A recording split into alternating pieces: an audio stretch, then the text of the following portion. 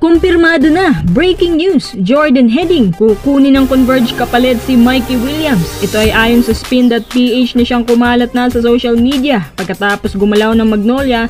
Ngayon ang Converge at TNT naman dahil nga desperado ng TNT para sa kanilang Grand Slam bid. Kaya ito todo na ang pagkuha ng guard na posibleng ipalit kay Mikey Williams para talaga ma-maximize ang mga opportunity na hindi na sila maiisahan ni Mikey habang magagamit pa nila ng lubos itong si Jordan Heading. Chris Porter, bagong bigman na hahasain ng rain or shine. Isang bigman na kahit undersize pero masipag, magaling sa rebounding na para siyang pinagsamang Bo Belga at si Stan kung sumugod sa basket. Tara, pag-usapan agad natin.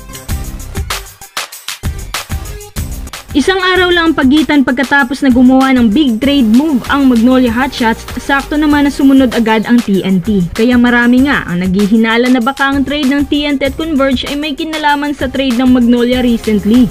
Nung si Calvin kasi mapupunta na Northport, plano pala itong kunin ng Converge. At ngayon naman, breaking news, kukunin na ng Converge itong star player ng TNT na si Mikey Williams. At sa trade na ito, masasabi ko na walang lugi pero depende pa rin yan sa sitwasyon. Mukhang ang TNT at Converge ay parehong desperado sa isa't isa. Ang Converge, desperado na maging isang contender team especially ngayong All-Filipino. Habang ang TNT naman, desperado na magkampiyon for the third time para sa kanilang bid to Grand Slam.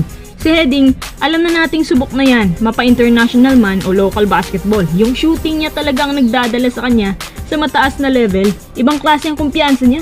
Masasabi ko na ito dapat ang kinukuha ng Gilas para mas dadami ang shooters natin. 29 years old pa to, meron pa tong 5 to 6 years playing career. Pwede pa itong bumalik sa overseas kung gugustuhin. Habang si Mikey Williams 33 na ngayon, at least meron pa siyang 3 to 4 years na natitira sa kanyang career, kaya hindi na rin masyadong lugi. Tsaka ikumpara mo ba naman si Heading at Williams? Para sa akin, mas may hatak at versatility talaga itong si Mikey both ends of the floor. Yung handling niya, yung speed, yung drive, lalong-lalo ng shooting niya na tumitira ng almost 55% beyond the arc at kahit kailan, hindi bumaba ang field goals at efficiency rate niya buong season. Biruin nyo, 2 taon pa siya naglalaro under sa tropang Giga pero ito na agad ang mga achievements niya. Si CJ Perez nga halos umabot pa ng 6 na taon bago nakuha ang mga accolades. Tapos hindi pa yan every season. Ibig sabihin lang yan, ganun talaga katindi ang isang Mikey Williams. Kapag nakuha yan ng Converge, siguradong unstoppable na ang opensa nila for sure yan. Dahil si Mikey ang masasabi kong pinakamahirap bantayan na gwardiya sa PBA ngayon at pinakamahirap pigilan sa dribble drive. Hangang-hanga nga itong si Jason Castro sa kanya. Kahit saan mo yan dalhin, kahit saang anggulo, titira yan, papasok talaga. However, mukhang hindi pa alam ng Converge kung gaano katuso itong si Mikey pagdating sa sahuran.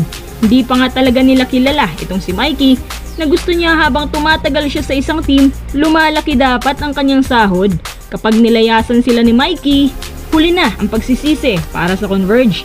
Habang itong si Heading, can defend, can shoot kahit saang anggulo din. At alam ko na habang wala si Castro at ng Batak, si Heading ang pinaka the best option ng TNT. Sa susunod, pag-usapan naman natin ang bagong core ng Converge. Anong masasabi niyo sa trade na ginawa ng Converge at TNT ngayon? Dugtong na rin natin itong si Christian Porter na isang former Atenista na kinuha para hasain ng rain or shine. Hindi ko alam kung pansamantala lang ba to kasi si Belga binitawan na ng Ross at nilagay sa UFA list.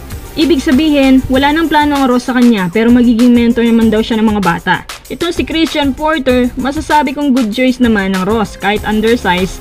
Pero yung laro niya, para siyang pinagsamang si Stan at Bo Belga, yung lapad ng katawan parang si Belga. Pero the way na mag-drive siya, yung style niya parang pangkaldagan talaga.